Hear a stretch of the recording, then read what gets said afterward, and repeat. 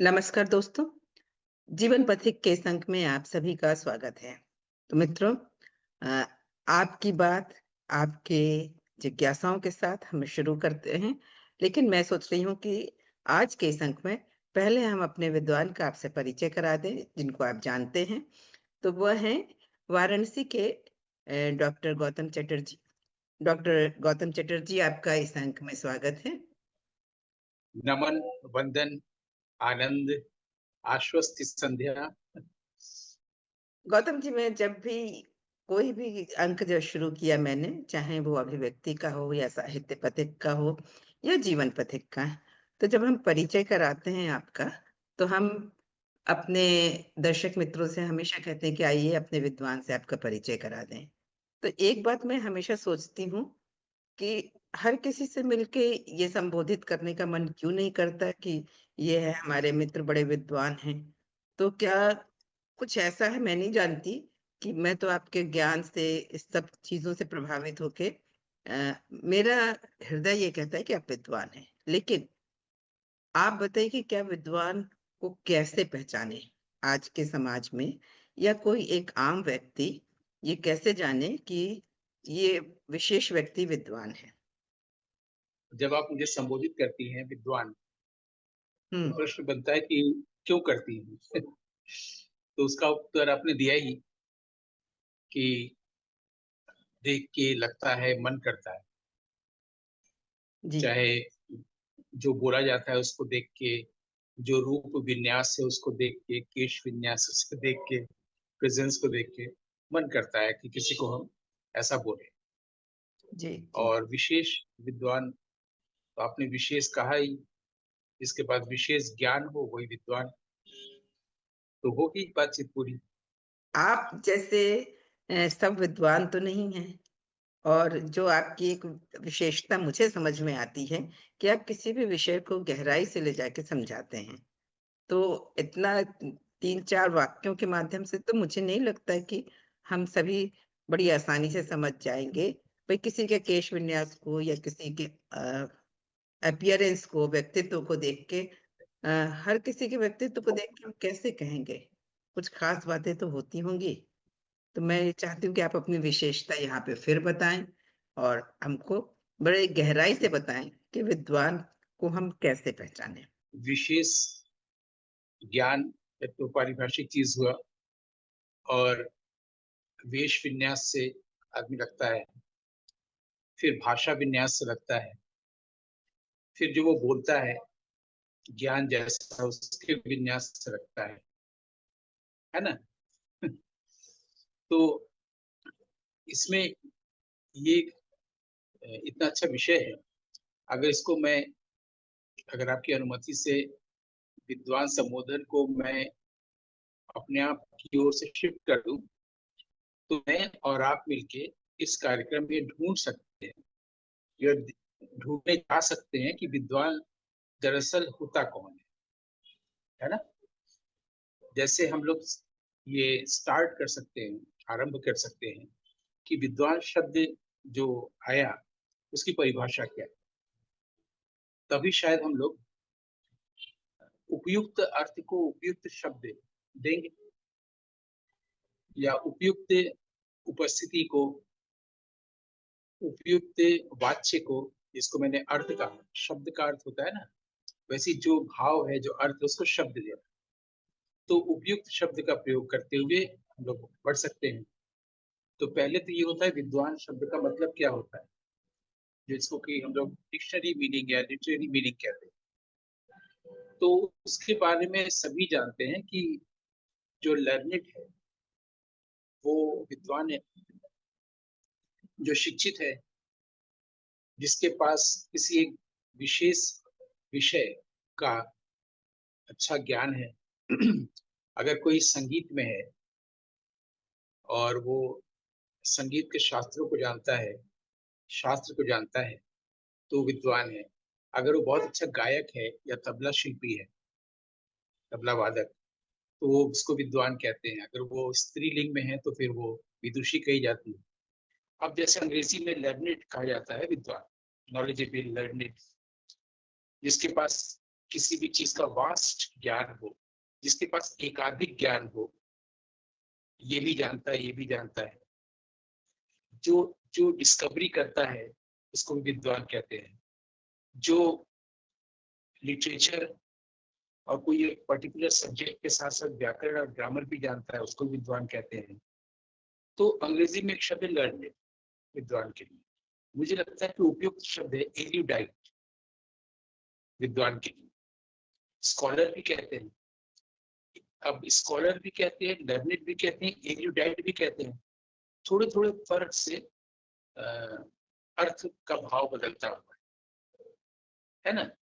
तो appropriate word को बोलना ये ज्यादा जरूरी है।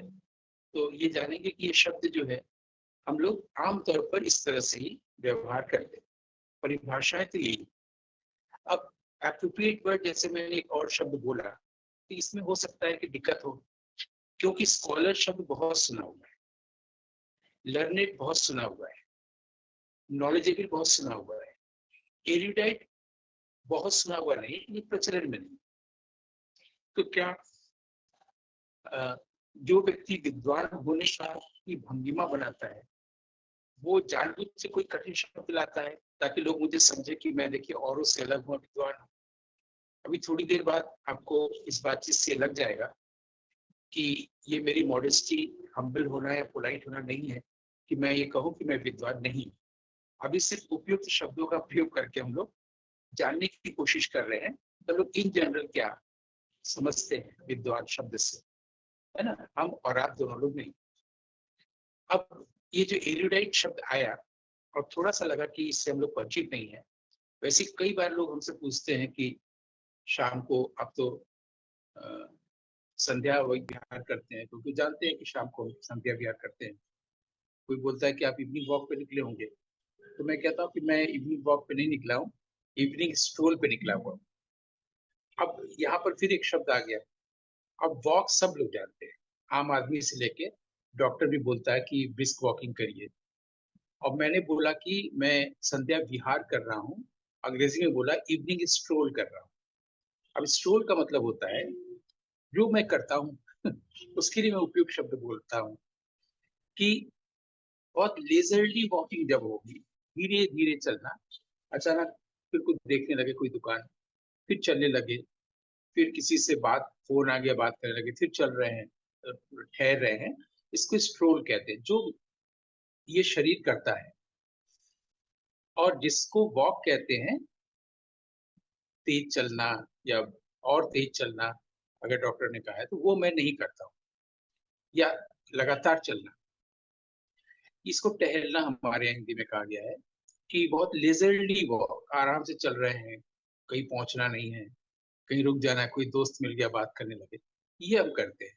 तो कोशिश करते हैं कि जो उपयुक्त शब्द है उसको बोलने की। अब उपयुक्त शब्द में आपने दो उदाहरण देख लिया, एक एरुडाइट और स्टोर। तो जाहिर है कि संवाद की स्थितियां यही से थोड़ी सी कठिन होगी। इसके बावजूद हम कम्युनिकेट कर लेते हैं। कम्युनिकेट वहां करना रोक देते हैं जहां कोई सुनने को तैयार नहीं, बिल्कुल हम सुनना ही नहीं चाहते हैं, वहां पर हम ये कोशिश ही बंद कर देते हैं। क्योंकि हमको कबीर साहब याद आ जाते हैं, कबीर देखिए जग बौराना, या ये कबीर ये मुर्दों का गांव, देखो संतो ये मुर्दों का गांव। तो वहां पर क्या बोलने जाए, वहां पर मुझे स्वामी जी की बात याद आती है, स्वामी विवेकानंद की, कि जब कोई सो रहा हो तो उसको कभी जगाना नहीं चाहिए कच्ची नींद से, क्योंकि वो उठेगा तो गाली देगा। अब जैसे मैंने विवेकानंद को कोट किया, कबीर को कोट किया, ये वो कोई भी कर सकता है जिसने इसको पढ़ा है। जिसने नहीं पढ़ा है उसके लिए ऐसा व्यक्ति जो कोट कर रहा है वो विद्वान माना जाएगा। जबकि हम लोग अभी ये देखने की, ढूंढने की कोशिश कर रहे हैं वास्तव में विद्वान किसे कहते हैं, उसके लक्षण क्या होते हैं। सबसे पहले आपने यही पूछा था, आपका एक ही सवाल है जिसको मैं स्वामी जी की तरफ से उंगली में बांध दिया कि विद्वान का परिचय क्या होता है, विद्वान किसे कहते हैं, है ना। तो यहाँ तक तो हम लोग आ गए कि विद्वान का परिचय क्या होता है, विद्वान किसे कहते हैं, इसको जानने के लिए भी हम जानना हम लोग किसी विद्वान समझ बैठते हैं, जैसे शुरू में हमने बताया कि वेश विन्यास, भाषा विन्यास, और फिर बाद में धोखा भी होता है ना। तो अगर पहली ही नजर में हमको क्लियर रहे किसे विद्वान कहे, तो हम फिर उसको विद्वान का ही संबोधन देंगे। लेकिन अभी हम लोग सिर्फ देखने जा रहे हैं कि ऐसा है क्या, क्योंकि फिर कबीर साहब की बात आती है। कबीर साहब अपनी रामायणी में ये पूछते हैं कि भाई तुम जो कुछ भी कह रहे हो सत्य के बारे में, ब्रह्म के बारे में, सब कुछ वेद से, ये तो उद्धृत कर रहे हो ना, अनुभव किसी और का है, तुम सिर्फ उद्धृत कर रहे हो। तुम मुझे बता सकते हो कि ब्रह्म का स्वरूप कैसा है, तुमने अगर जाना है तो। ये पंडितों को कह रहे हैं, उनकी भाषा में, उनके जमाने में विद्वान को पंडित कहा जा रहा है।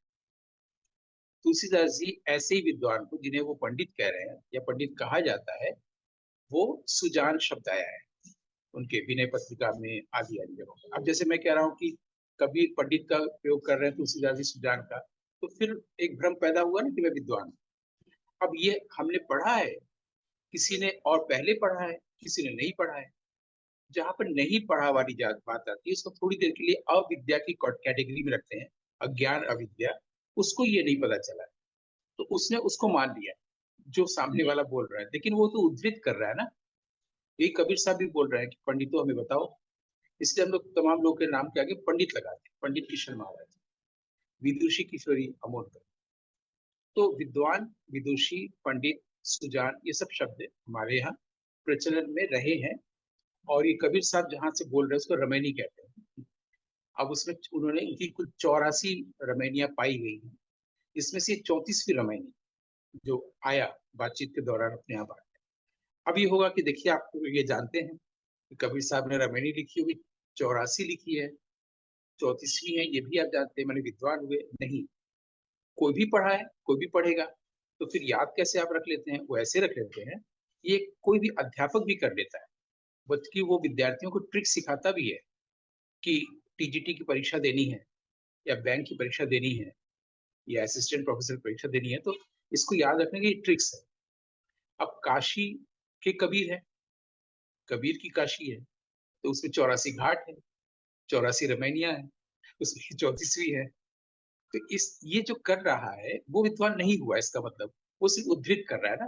अगर हम लोग कबीर की बात थोड़ी देर ले लेते हैं, जो पंडितों से पूछ रहे हैं इस रमैनी में कि तुम तो दूसरों को उद्धृत कर रहे हो ना, कि ऐसा वेद में कहा गया है, वेद ये कहता है, उपनिषद ये कहता है, तुम्हारा अनुभव क्या है? इसका मतलब वो कहना चाह रहे हैं कि ये तुम्हारा परोक्ष अनुभूति नहीं है, तुम अपरोक्ष अनुभूति की बात करो, डायरेक्ट एक्सपीरियंस की बात करो, इसको प्रत्यक्ष अनुभूति कहते हैं। तुम्हारा अपना एक्सपीरियंस क्या है, अपनी अनुभूति क्या है, अपना रियलाइजेशन क्या है। तो दूसरे को उद्धृत करना, जैसे कि गौतम चैटर्जी करते रहते हैं, कर रहे हैं कि ये बात वेद में कही गई है, ये बात वहां कही गई है, इसमें इतनी रमैनियां है, तो इसमें बहुत कुछ कमाल की बात नहीं है ना। इसका मतलब विद्वान होना ये नहीं है, जो आपका मूल प्रश्न है, कैसे जाने कि कोई विद्वान है एक्चुअली। अब हम लोग धीरे धीरे अभी सिर्फ शब्दों और परिभाषाओं से गुजर रहे हैं। अगर नजर देखें तो विद्वान शब्द जो है, विद धातु से बना है। विद माने जान, जो जानता है वो विद्वान है, जिसके पास विशेष ज्ञान है, ये भी बात आई थी थोड़ी देर पहले, है ना।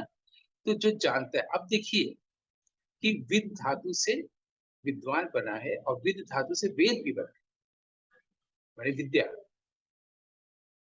लेकिन मतलब मुख्य वेद ऋग्वेद, ऋग्वेद में विद्वान शब्द ही नहीं आया। तो जाहिर सी बात है, कोई व्यक्ति ऋग्वेद पढ़ा होगा, वो बता रहा है, लेकिन वो विद्वान नहीं हो गया। ये बात को हम लगातार कदम कदम बताते चल रहे हैं। ऋग्वेद में विद्वान शब्द नहीं आया। अब हम लोग को जानना चाहिए कि जिस शब्द, जिस धातु रूप से वेद बना है और विद्या बनी है और विद्वान बना है, वह क्यों नहीं आया है। तो उनको हम ये मदद कर सकते हैं कि हमारे वैदिक साहित्य, लौकिक साहित्य अलग अलग है।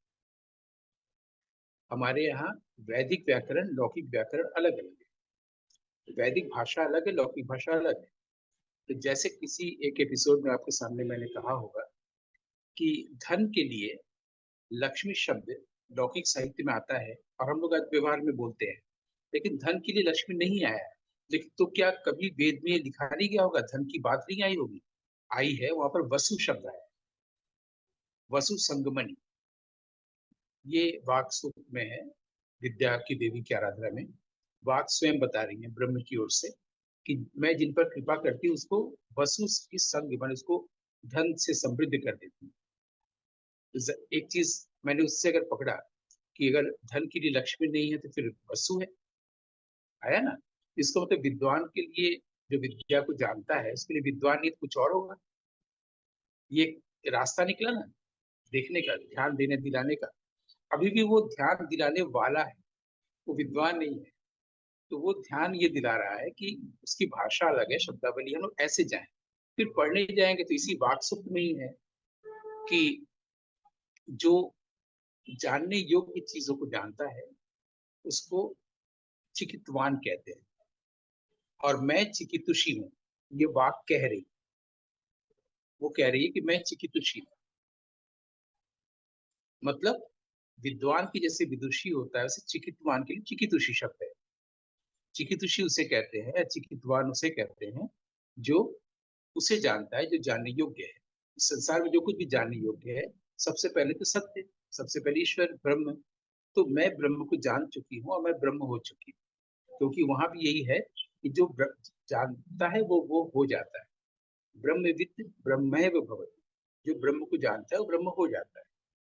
इसलिए वो ब्रह्म हो चुकी है, वाक देवी सरस्वती, वो कह रही। तो एक शब्द आ गया विद्वान के लिए।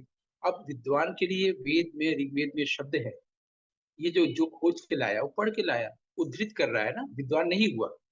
अभी अभी कबीर के मैंने हमसे आप लोगों को समझा, वहां से लाइट लिया, उसे ध्यान दिला रहा है।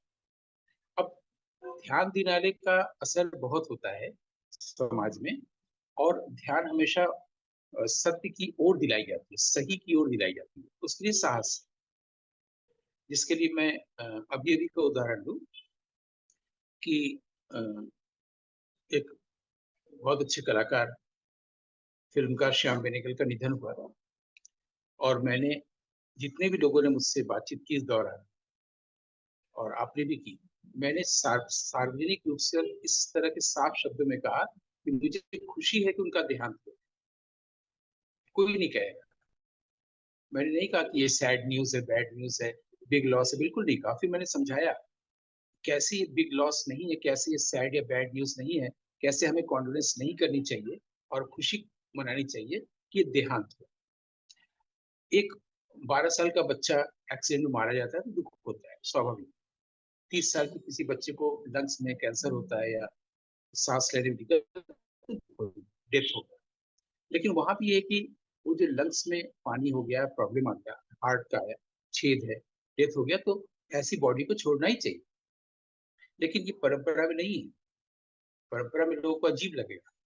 लेकिन चूंकि ये सही है, आपको मैं बताऊं, सूचित कर रहा हूं फिर, कि ये जो हमने अभी 23 को निधन हुआ है, और 23, 24, 25 के बारे में सारे इंटरव्यूज में कहा है, आज सुबह यानी कल रात में उनकी बेटी पिया बेनेगल ने एक पोस्टर वितरित किया 28 तारीख को। इस सब लोग आए और उसमें उन्होंने लिखा है, let us celebrate the works of art works of Shyam Benegal. Celebrate लिखा है, और नीचे एक और चीज लिख दिया है कि हम लोग इसको सेलिब्रेट करें, अब कॉन्डोलेंस मत करिए। ये अभी अभी आया है और आज 28 तारीख को वो हुआ। यानी कितनी जल्दी इसका असर हुआ, आप देख लीजिए। सो कि सही है, आने वाले दिनों में सब लोग इसको बोलने लगेंगे कि जो दुखद नहीं है उसको कहना, जो सुखद है उसको कहना, मृत्यु को सुखद कहना। ये संदेश भी कहाँ गया पूरे देश में? काशी से गया, जहाँ मृत्यु भी एक उत्सव है। आप काशी से जुड़ी रही हैं, और आपने देखा होगा कि यहाँ जब भी डेड बॉडी को लेके जाते हैं तो डांस, म्यूजिक, बैंड के साथ लेके जाते हैं। सिर्फ बनारस में ही ऐसा होता है ना? यहाँ पर मृत्यु उत्सव है। उस शहर से संदेश किया कि जो देहांत है वो अंत है देह का, मृत्यु नहीं है। लेकिन देहांत है जो जरूरी था 90 साल की उम्र में, ये खुशी की बात। और उनको ये लिखना पड़ा ऊपर, सेलिब्रेट किया जाए, और नीचे बाकायदे लिख दिया गया है कि नो मोर कॉन्डोलेंस आफ्टर, इसके बाद कॉन्डोलेंस मत करिए। यानी एक बात गई ना, धीरे धीरे बदलेगा। समाज में परिवर्तन ऐसे ही आता है, खाली ये बताया जाता है कि ये जो ऐसी चीजें जो रूढ़ी है, गलत है, सही नहीं है, जो अज्ञान अविद्या है, उसका हटना। सही चीज तो अपनी जगह पर है ही है। इसी को सोशल रिफॉर्मेशन कहते हैं। लेकिन फर्क क्या है कि इसके लिए गौतम चैटर्जी को नहीं, ईश्वरचंद्र विद्यासागर को धन्यवाद देना चाहिए, जिन्होंने सोशल रिफॉर्मेशन लाया था बंगाल प्रेसिडेंसी में और पूरे देश में। अब आप देखिए, एक और छोटा सा उदाहरण दें कि पिछले 100-200 सालों में भारतीय समाज में बहुत कुरीतियां और विद्रूपता तंत्र तांत्रिकों को लेकर रही है। ठीक। अब इसके लिए विद्यासागर महाशय को किसी कुरीति को हटाने के लिए राजा की जरूरत पड़ी। राजा वहां पर हुए, उन्होंने चीजों पर पाबंदी लगाई कि सती प्रथा नहीं है ना। इस तरह से सोशल रिफॉर्मेशन हुआ। लेकिन उसकी जरूरत नहीं है। आप अगर सही बात बोलते हैं, मैं तो पिया बेनेगल से बोलने नहीं गया, शबाना आजमी ने भी वो पोस्ट लगाया, मैं तो उन्हें बोलने नहीं गया किसी को। हमने बोला, जिसका असर गया। हम जाके तांत्रिक नहीं मिले और जाकर उसको ये नहीं बोले कि ऐसा मत करो, गलत। किसी भी तंत्र की दुनिया में ही नहीं गए। हम सिर्फ उस पर थोड़ा सा काम किए कि जो मूल बात है उसको थोड़ा सा कहा, वो भी थोड़ी सी सीमित दायरे में। और उनकी जो लोग ताकि पढ़े और जाने, ज्ञानवान हो, है ना, वो इसको जाने कि तंत्र एक्चुअली क्या है, जिनकी रुचि वो जाने। और ये नहीं है बताया गया। तो उसमें आप देखिए कि पिछले 25 सालों में कोई एग्जाम्पल्स नहीं आ रहा है। न किसी राजा की जरूरत पड़ी, न प्रशासन की जरूरत पड़ी, न फ्रॉड तांत्रिकों की दुनिया में जाने की बात करी, कुछ भी नहीं करनी पड़ी। इसका मतलब यह है कि एक व्यक्ति इस तरह की धारणाओं को हटाने की तरफ ध्यान दिला रहा है। अभी हम ध्यान दिला रहे हैं सिर्फ कि ऋग्वेद में कहीं भी विद्वान शब्द नहीं आया, अथर्ववेद में एक जगह आया है, और उपनिषद में सत्य को, ईश्वर को, ब्रह्म को कवि कहा गया है। अब ये सिर्फ मूल प्रश्न पर आए।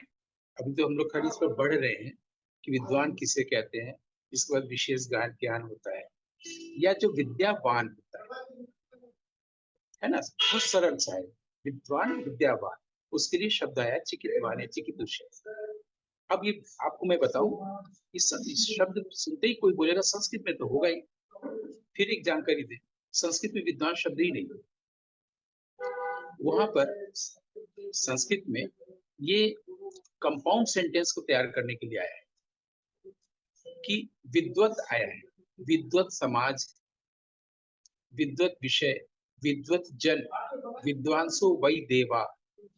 विद्वांसो वही देवा मतलब होता है जो विद्वान होता है वही देवता होता है। लेकिन विद्वान शब्द नहीं, आज संस्कृत का शब्द ही नहीं। अब ये जो बता रहा है, ये ध्यान दिला रहा है का मतलब वो विद्वान नहीं है। वो फिर उद्धृत कर रहा है कबीर साहब। नोटिस, शुरू से ही हमने वहां से पहले पकड़ लिया है। कबीर साहब बता रहे हैं कि अगर आप विद्वान या अगर आप ब्रह्म को जानते हैं, ईश्वर को जानते हैं, तो उसका स्वरूप बताइए, आपने कैसा अनुभव किया। डायरेक्ट परसेप्शन उतना दीजिए। ये अब ये परोक्ष अनुभूति क्यों दे रहे हैं कि ऐसा होता है वैसा होता है ना। हम वहीं से एक जगह से दिए स्टैंड पॉइंट वहां से। अब आप देखिए, विद्या शब्द आया, विद्यावान जो होगा, जो विद्या को जानता है। आप एक चीज और नोटिस हम लोग कर सकते हैं, इस पर कभी ध्यान नहीं दिया गया। हम लोग कहते हैं प्रेमचंद की कहानी तुमने पढ़ी, सतीश दिले की फिल्म देखी, या भरत मुनि का नाट्य पढ़ा। हमेशा रचयिता को हम लोग आगे रखते हैं, है ना, इनकी फिल्म देखी कि नहीं। हम लोग कभी नहीं कहते कि इनका वेद पढ़ा। वेद अपने आप में कंप्लीट है। उसमें वेदक यानी जिसने रचना की, और वेदज्ञ जो वेद को जानता है, ज्ञाता, ये दोनों की बात नहीं आती। वेद पढ़िए कि नहीं आती, इसका मतलब एक कोई स्टेटस ऐसा होता होगा जहां पर सीयर, सीन और टू बी सीन तीनों एक हो जाते हैं। अभी अभी हमने बताया कि कवि कहा गया है ईश्वर को, तो उससे भी हम लोग पैमाना ले सकते हैं कि किसे कवि कहें। और वहां कहा गया जो कवि है वही ऋषि, या जो ऋषि है वही कवि।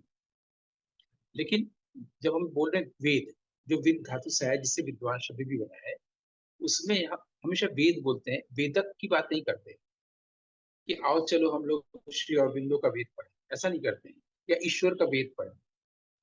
वहां पर रचयिता की बात ही नहीं है, होनी भी नहीं चाहिए। अब आते हैं कि जो विद्यावान है, विद्या को जानता है। अब विद्या देखिए, स्त्रीलिंग, स्त्रीवाची शब्द है, या स्त्रीलिंग होने से ही नहीं हुआ, या जहाँ स्त्री है वही विद्या है। विद्या को जानने वाला भला ही विद्यावान हो, विद्यावती हो, विदुषी हो, लेकिन विद्या स्त्रीलिंग है, ये पुल्लिंग में नहीं है। अब आप स्त्री शब्द को ही देखिए, उसमें स आ रहा है, त आ रहा है, र आ रहा है, सत रजतम तीनों आ जा रहा है, प्रकृति के तीनों गुण आ जा रहा है बोलने में, और एक ई भी आ रहा है यानी इच्छा। और ये जो इच्छा होती है स्त्री में, उसमें उसको वो बहुत जल्दी अपनी इच्छा की पूर्ति होने पर बोर हो जाती है। मतलब अभी वो चाहती कि बंधन में रहे, परिवार सारी चीजें बंधन में, और बोर हो जाती, फिर उसको वो कहती नहीं मुझे मुक्ति चाहिए, फिर वो मुक्त हो जाती है। और जब मुक्त हो जाती है तो उससे बोर हो जाती है, फिर उसकी इच्छा होती है फिर हम बंधन में जाएंगे। तो वो बंधन और मुक्ति के बीच में ऑसिलेट करती रहती है, पेंडुलम की तरह। अब ये इसको कैसे रोका जाए? स्त्री में स तर आ गया, सतरजतम हो गया, ई भी इच्छा भी आ गया। अगर आप स्त्री में से एक अक्षर हटा दें, त, तमोगुण वाला त, तो बच गया श्री। ये श्री विद्या है, जिसके श्री विद्या यंत्र, श्री विद्या की उपासना, और श्री विद्या को लेकर न जाने कितने ग्रंथ संस्कृत में पूरा वाङ्मय बना हुआ है, जो बहुत कठिन लगता है, तंत्र का ग्रंथ लगता है। कितना आसान है स्त्री से श्री में आना, लेकिन ये जो आसान लाने के जो भी व्यक्ति ने कहा, वो अध्यापक हुआ, शिक्षक हुआ, शिक्षित कह सकते हैं, विद्वान नहीं। और वो इस बात को कहीं से जानता है, उद्धृत कर रहा है, विद्वान नहीं हुआ है। ठीक है। अब और आगे बढ़े तो अब ये फिर कैसे आगे चले? अब उसमें विद्वान के लक्षण क्या होता है? सबसे अच्छी बात, इसको अगर जान ले तो क्लियर हो जाएगा विद्वान। इतनी देर से गौतम चैटर्जी भाषा और वाकजाल और वाग्मिता की बात की जा रहा है, बताने के लिए देखो मैं कितना बड़ा विद्वान हूँ, क्योंकि तो सिद्ध हो चुका है तो वो विद्वान नहीं। अब आगे चलते हैं कि विद्वान का लक्षण क्या है। विद्वान का मतलब हम लोगों ने शुरू से देखा, शिक्षित, लर्नेड, एरुडाइट, नॉलेजेबल, है ना, स्कॉलर। अब आ गया संत, तो दिक्कत हो सकती है, लेकिन मैं पहले ही कहा कि मैं उपयुक्त शब्दों का प्रयोग करता हूँ। संत, साधु, ठीक है, सुजान, ऋषि, मुनि, इनका जो चरित्र होगा वो विद्वान का क्यों नहीं होगा? नहीं होता है तभी तो हम लोग कहते, बताओ इतना बड़ा विद्वान इतनी गंदी या ऐसी हरकत करता है, इतना बड़ा प्रोफेसर, इतना बड़ा वाइस चांसलर, इतना बड़ा ये, हम लोग सब कितना सोच सकते विद्वान, यानी पहले ही गलत हो चुका है ना। यानी विद्वान को हम लोग जानते नहीं थे, किससे विद्वान कहे, हम लोगों ने अनुपयुक्त शब्द का प्रयोग किया था किसी व्यक्ति के बारे में। अब ठीक है, कई लोगों ने मुझसे पूछा आप ऋषि क्यों लिखते हैं, सीयर क्यों लिखते हैं, तो ये क्या कहें, मैं कुछ नहीं हूँ, ये कहने पर वो चूंकि इसको हजम नहीं कर पाएगा, वो इनसिक्योर फील करेगा, इसे मैं कहता हूँ कि चलो ऋषि, जो देखता है, जो ध्यान किसी का जाता है, देखता है यानी ध्यान जाता है, फिर ध्यान दिलाता है, चलो मान लो ये। उसी में कुछ लोग विद्वान कह देते हैं संबोधन, क्योंकि आज अपनी विषय ही उठा दिया, तो आज हम लोग ढूंढ रहे हैं कि चलो आज जान ही लिया जाए किन लक्षणों के आधार पर किसी को विद्वान कहा जाए। तो उस पे हम एक नया डायमेंशन इधर से जोड़ा गया कि जो संत का गुण होगा वही विद्वान का होगा। अगर विद्वान संत नहीं है, अगर विद्वान साधु पुरुष नहीं है, अगर विद्वान ऋषि मुनि नहीं है, तो विद्वान नहीं है। फिर उसके बाद विद्या किस बात की है? उसने क्या जाना? विद्या या वेद को जानने का मतलब है उसने ब्रह्म को जाना, ईश्वर को जाना, अपनी आत्मा को जाना, और उसके पास अज्ञान हट गया। तो ज्ञान पहले से ही है व्यक्ति के पास, खाली अज्ञान से जो ढका हुआ है ज्ञान, उस अज्ञान को हटाना पड़ता है। अब अज्ञान, जितनी भी हमारे यहाँ साधना पद्धतियां योग वगैरह है, वो इसी अज्ञान को हटाने के लिए, ज्ञान प्राप्त करने के लिए नहीं है। हालांकि ये भी जो बताया जा रहा है, उद्धृत कर रहा है गौतम चैटर्जी। ठीक। अब है कि संत का लक्षण क्या होता है, तो फिर आ जाते हैं काशी में कबीर कि संत न बांधे गाठरी, पेट समाता होई। संत न बांधे गाठरी मतलब संत गठरी नहीं बांधता। संत जो होता है वो संचय नहीं करता, कल के लिए उसका होता ही नहीं है। कल, उसका आज भी नहीं, अभी वो संचय नहीं करता। किताबों का संचय, सूचनाओं ज्ञान पर आधारित जो हो चुका उसका संचय, अनाज का संचय, पैसे का संचय। और फिर क्या करता है? पेट समाता हुई माने जितना उसको आवश्यकता उतना ही भर वो ले, जितने से खाने से पेट भर जाए, है ना। उसके बाद की लाइन है, ऐसा वो क्यों करता है, उसके पास ऐसा क्या क्या चीज, ऐसे किस आधार पर कहता है, उसको साहस कैसे होता है? तो है कि आगे पीछे हरि खड़ा, जो मांगे सो दे। यानी उसने हरि को जान लिया, ईश्वर को जान लिया है, अब तो हरि है, आगे पीछे हर तरफ। जो मांगे सो दे, जब मांगे तब दे, जहां मांगे तहां दे। अब ये दो लाइन कि संत न बांधे गाठी, पेट समाता हुई, आगे पीछे हरि खड़ा, जो मांगे सो दे। ये दोहा है। अब फिर एक तरफ ध्यान दिलाना होगा कि संस्कृत में अगर दो लाइन में कुछ लिखा है का मतलब ही नहीं कि श्लोक है। इन जनरल लोग श्लोक बोलते हैं, कारिका भी हो सकती है। नाट्यशास्त्र में सारी दो लाइन में लिखी हुई पंक्तियां वो कारिका है। मंत्र भी हो सकता है, ऋचाएं भी हो सकती है। तो इन जनरल लोग श्लोक बोलते हैं, उपयुक्त शब्द का प्रयोग नहीं करते हैं। वैसे ही कबीर साहब की जो दो लाइन है, दो लाइन वाली जो चीज है, जरूरी नहीं कि दोहा है, ये साखी है। अब लोग इतने डिटेल में नहीं जाते हैं, तो जो ये बताता है, ध्यान दिलाता है कि हर दो लाइन दोहा नहीं होती, कबीर साहब की साखी होती है। फिर इतने पद वाली ये चौपाई होती है, ये रामायणी होती है, ये शब्द होता है। तो जो नहीं जानता है वो दो काम कर सकता है। एक तो यह है कि गाली देना, तो स्वामी जी ने कहा कि जो नहीं जानना चाहता है, बहरा है, उसको मत जगाओ कि चीज में वो गाली देगा। दूसरा चीज सीखता है, या तो पहले का तो ईगो हर्ट होता है, दूसरे को सीखता है। दो प्रकार के लोग होते हैं। अब ये संत का जो गुण आया, जाहिर ही विद्वान का गुण होता है। इस तरह के जो, अगर हम लोग ऋषि मुनि और साधु संत, इन लोगों के जितने भी कैरेक्टरिस्टिक्स होते हैं, उसको अगर हम लोग जान लें, या हम लोग खुद ईश्वर को जान लें, खुद को जान लें, तो तुरंत दिख जाएगा कि विद्वान कौन है। वो उसके पास विद्वता है, तो सिर्फ संस्कृत ही नहीं जानता, कोट नहीं करता, दूसरों को उद्धृत नहीं करता, अपनी अनुभूति को बताता है। उसने उसके लिए अपनी एक भाषा लेता है, उपयुक्त शब्दों की। और जो भी ऋषि का गुण धर्म होता है, मुनि का होता है, ये सब एक्चुअली एक ही है। भाई जिसने मौन की आराधना की, साधना की, वो मुनि है। यानी कि एक विद्वान के पास गौतम चैटर्जी जैसा बहुत बकबक करने वाला आदमी नहीं होता है। विद्वान अगर है तो वो शांत रहेगा, मौन रहेगा। वो ऐसी चीज देख सकता है जो मंत्र की तरह से होता है, जो और लोगों को नहीं दिखता है, उधर ध्यान दिलाएगा, है ना। कुछ भी नहीं देखेगा, इसकी भी फिल्म देख रहे हैं, उसका भी नाटक देख रहे हैं, उसका भी गाना सुन रहे हैं। ठीक है, तो मुझे लगता है कि अब आपको ये लग गया होगा कि ये उद्धृत करने वाला जिस व्यक्ति, जिसको आप विद्वान का संबोधन देती है, वो विद्वान नहीं है। आपने जो प्रश्न किया है विद्वान क्या होता है, उसकी तरफ हम अगर कहें कि एल्यूट करने वाला, संकेत देने वाले मैंने कुछ उदाहरण रखे कि इस तरह से हम लोग पहचान सकते हैं कि विद्वान कौन है। अब आप प्लीज बताइए। वाह, बहुत अच्छी बात, बहुत अच्छी आपने बात बताई। इसलिए विद्वान के अपने लक्षण बताए जरूर, पर मुझे मेरे मन को यही अच्छा लगेगा कि मैं अभी तक जो आपका परिचय देती रही हूँ, तो कि मुझे जो आपने विद्वान के लक्षण बताए कि संतों के होने चाहिए, वैसे बहुत सारे लक्षण मुझे आप में भी दिखते हैं। और ये आपने जो कहा कि मुनि होता है वो मौन होता है, तो संत के लिए आपने कहीं नहीं कहा कि वो मौन होता है। इसलिए मैं ये मानती हूँ कि आप भी विद्वान ही हैं।